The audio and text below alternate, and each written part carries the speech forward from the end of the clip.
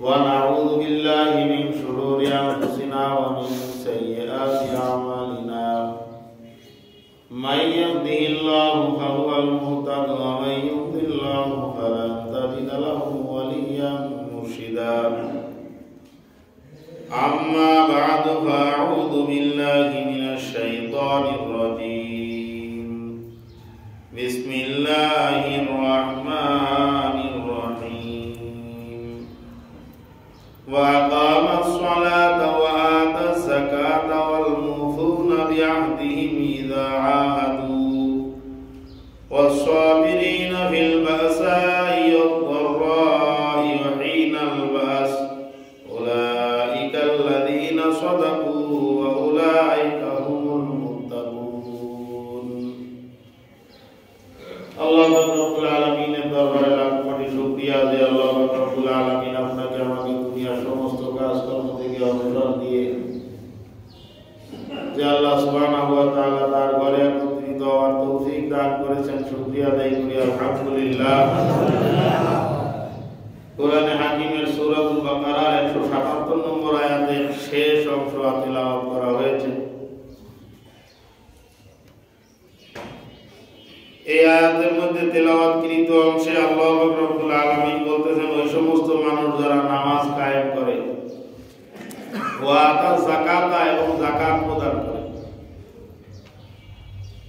কয়েকটা গুণের কথা আল্লাহ রাব্বুল আলামিন এখানে বলেছেন। একটা হলো নামাজ কায়েম করা, দ্বিতীয় নম্বর যাকাত আদায় করা, তৃতীয় নম্বর ওয়াদা পূর্ণ করা, অঙ্গীকার করলে সেই অঙ্গীকার পূরণ করা।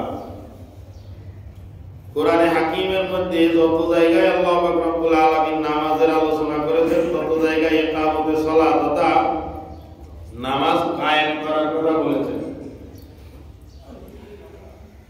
নামাজ কায়েম করা, নামাজের গুরুত্ব কি, কত, নামাজ আদায় করার ফায়দা, নামাজ আদায় না করলে কি সমস্যা, এগুলো বোঝানোর কোনো প্রয়োজন আমি মনে করি নাই।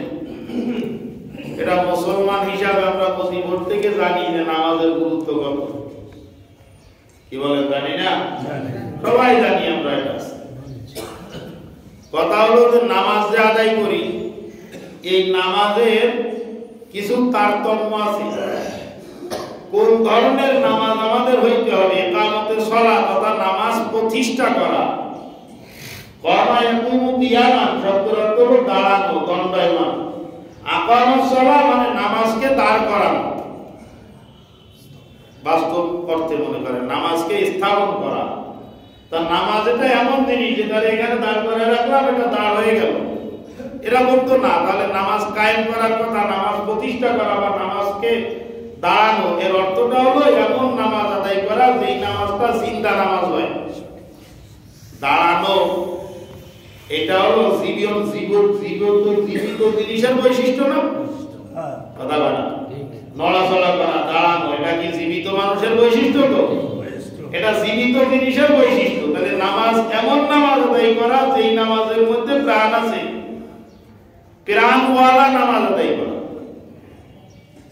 প্রাণওয়ালা নামাজ করে ভাইরা, এটাকে বোঝার জন্য উম্মুল আহাদিস, সমস্ত হাদিসের মা বলা হয় একটা হাদিসকে। যত হাদিস আছে, লক্ষ লক্ষ হাদিস আছে, এর মধ্যে সমস্ত হাদিসের মা হলো হাদিসের জিবরাইল বলা হয় ওটাকে। এই হাদিসটা হাদিসের কিতাব, এমন হাদিসের কিতাব নাই যে এই হাদিসের কিতাবের মধ্যে এই হাদিসের জিবরাইলটা নাই। মিশকাত, বুখারী, মুসলিম সব কিছুর মধ্যে এই হাদিসের জিবরাইলটা প্রত্যেক ইমাম, প্রত্যেক মুহাদ্দিস তার কিতাবের মধ্যে আনছেন। প্রায় ম্যাক্সিমাম হয়তোবা দুই একটা হাদিসের কিতাব থাকতে পারে যার মধ্যে এটা নাই। রাসূল আকরাম সাল্লাল্লাহু আলাইহি সাল্লামের ইন্তেকালের 83 দিন পূর্বে, কতদিন? 83 দিন আগে মাত্র এই হাদিসটার বর্ণনাকারী হলেন রাসূল আকরাম সাল্লাল্লাহু আলাইহি সাল্লামের বিখ্যাত সাহাবী এবং আল্লাহর নবীর শ্বশুর হযরত ওমর ইবনে খাত্তাব রাদিয়াল্লাহু তাআলা আনহু হাদিসটা বর্ণনা করেছেন। হাদিসের বর্ণনাকারী ও জবরদস্ত বর্ণনাকারী হযরত ওমর ইবনে খাত্তাব রাদিয়াল্লাহু তাআলা আনহু হাদিস বর্ণনা করতেছেন যে একদিন আমরা রাসূল আকরাম সাল্লাল্লাহু আলাইহি সাল্লামের দরবারে বসা, হঠাৎ এক ব্যক্তি আসলো, তলহাত তলা আলাইনা রাজুলুন শাদীদু বায়াজি সিয়াবি ওয়া শাদীদু সাওয়াদি শারি লা ইউরা আলাইহি আসারু সাফারি ওয়া লা ইয়ারিফু মিন্না আহাদুন হাত্তা জালাসা ইলা নবী সাল্লাল্লাহু আলাইহি ওয়াসাল্লাম ফাসনাদা রুকবাতাইহি ইলা রুকবাতাইহি ওয়া ওয়াযা কাফাইহি আলা ফাকিদাইহি ফাকালা ইয়া মুহাম্মদ আখবিরনি আনিল ইসলাম। হযরত উমর ইবনে খাত্তাব রাদিয়াল্লাহু তাআলা বর্ণনা করতেছেন, আমরা একদিন আল্লাহর নবীর দরবারে বসা ছিলাম, হঠাৎ করে এক ব্যক্তি আমাদের মধ্যে আসলো, কেমন যেন উদয় হলো। একটা ব্যক্তি আমাদের কাছে আসছে, মানে হঠাৎ করে দেখতেছি সে আসতেছে। এই উদয় হওয়াটা বোঝানোর জন্য একটা সহজ কথা বলি। গেট দিয়ে ঢুকতে দেখলাম না, কিন্তু হঠাৎ দেখি মাঠের মাঝখানে দাঁড়ানো, মানে বোঝানোর জন্য বলতেছি। গেট দিয়ে ঢুকতে দেখলাম না, হঠাৎ দেখি এখানে দাঁড়ানো একজন লোক, হঠাৎ উদয় হওয়া। এই লোকটার বৈশিষ্ট্য কেমন? শাদীদু বায়াজি সিয়াব, ধবধবে সাদা জামা পরিত, শরীরের মধ্যে একদম জামা মানে ধবধব করতেছে সাদা জামা। শাদীদু সাওয়াদি শার, তার মাথার চুলগুলো অত্যন্ত কালো, মিসমিসে কালো, অর্থাৎ এই লোকটার মধ্যে বার্ধক্যের কোনো ছাপ নাই। একটা চুলও কালো সাদা নাই, একটা দাড়িও সাদা নাই, একদম মিসমিসে কালো দাড়ি, মিসমিসে কালো চুলওয়ালা লোকটা। এর দ্বারাই বোঝা যায় যে এই লোকটা বয়সে বা বুড়ো ছিল না, এই লোকটা একদম যুবক বয়স। লা ইউরা আলাইহি আসারু সাফারি, এই লোকটা শরীরের মধ্যে সফর করে আসছে, জার্নি করার কোনো ক্লান্তি বা কোনো প্রতিক্রিয়া তার মধ্যে দেখা যাচ্ছে না। এর দ্বারা বোঝা যায় লোকটা বিদেশি ছিল না স্বদেশী ছিল। কিন্তু ওয়ালা ইয়ারিফু মিন্না আহাদুন, আমাদের মধ্যে কেউ তাকে চেনেও না, আমাদের মধ্যে কেউ তাকে চেনে না। আমাদের এইখানে মসজিদে যে পরিমাণ মুসল্লি হয়, মনে করেন যে আমাদের এলাকার লোকজন এখানে যারা যে কেউ আসুক, উপস্থিতিদের মধ্যে কেউই চেনবে না এমন তো হইতে পারে না। কি বলে, এই 200-500 মানুষের মধ্যে কেউ না কেউ তাকে চিনতে পারে। আর এই যে লোকটা আসছে, এই লোকটা বিদেশি না, কারণ বিদেশি হইলে তো তার কাছে একটা ব্যাগ থাকবে। মনে করেন ব্যাগের দরকার নাই, এই দীর্ঘ সফরের কারণে। ওই সময় তো প্রাইভেট কারে সফর করতো না, মোটরসাইকেলও সফর করতো না, ঘোড়ার ভিডিওতে সফর করতো, উটের ভিডিওতে সফর করতো। মরুভূমির ধুলি দূষণিত হয়ে যাওয়ার কথা, মাথা চুল শরীর একটু ময়লা যুক্ত হবে, শরীরের মধ্যে সফরের কোনো আলামত আমরা দেখতেছি না, এমনকি তার চেহারার মধ্যেও সফরের কোনো ক্লান্তি নেই। আবার ওয়ালা ইয়ারিফু মিন্না আহাদুন, আমাদের মধ্যে উপস্থিত তাকে কেউ চিনেও না। হাত্তা জালাসা ইলা নবী সাল্লাল্লাহু আলাইহি ওয়াসাল্লাম, ওই লোকটা মসজিদে নববীর মধ্যে আসলেন, সরাসরি রাসূল আকরাম সাল্লাল্লাহু আলাইহি ওয়াসাল্লামের দরবারে উপস্থিত হয়ে গেছে, একদম সোজাসুজি আল্লাহর নবীর কাছাকাছি চলে গেছে। ফাসনাদা রুকবাতাইহি ইলা রুকবাতাইহি, বসার ভঙ্গিমা হলো আল্লাহর নবীর হাঁটু মুবারকের সঙ্গে লোকটা নিজের হাঁটু মিলিয়ে দিয়েছে। নামাজের মধ্যে তাশাহুদে যখন আমরা বসি যেমন বসি, ওই রকম ভাবে বসে লোকটার হাঁটু রাসূলের হাঁটুর সঙ্গে মিলাই দিয়েছে এরকম। অথচ মুখোমুখি মিলাই দিয়েছে, একদম রাসূলের মুখোমুখি এরকম করে করছে, হাঁটুটা এরকম, দুইজনের হাঁটু এরকম একে অপরের সঙ্গে লাগানো। ওই লোকটাকে দেখাই দেওয়া লাগলো না, চিনাই দেওয়া লাগলো না, ইনি হলেন নবী, ইনি হলেন মুহাম্মদুর রাসূলুল্লাহ, তুমি এনার কাছে আসো, তাও চিনে দেওয়া লাগে না, সরাসরি পিছনের থেকে এসে সামনে বসে গেছিল। হযরত উমর ইবনে খাত্তাব সহ সমস্ত সাহাবায়ে কেরাম চুপচাপ, ঘটনা কি হয় দেখতে হবে, আল্লাহ নবী এখানে উপস্থিত, আমাদের তো কোনো কিছু চিন্তা করা বা বলার কোনো বিষয় নেই।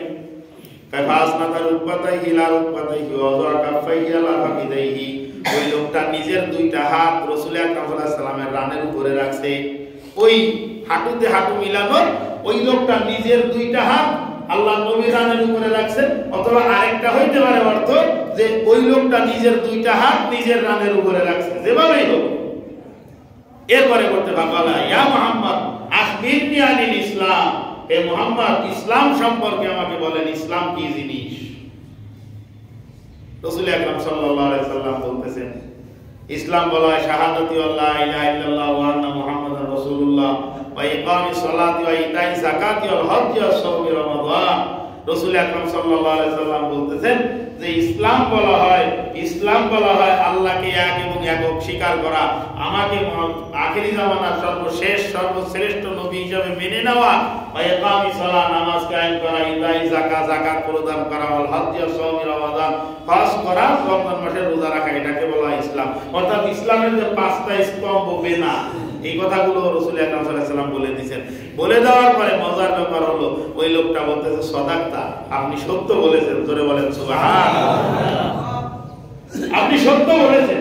এখান থেকে একটা বিষয় পরিষ্কার, দেখেন খেয়াল করেন, উস্তাদ ছাত্রের কাছে জিজ্ঞাসা করে, প্রশ্ন করে, তুমি বলো তো এটা এর অর্থ কি? এইটা উস্তাদ জানে না, তাই ছাত্রের কাছে জানতে চাচ্ছে?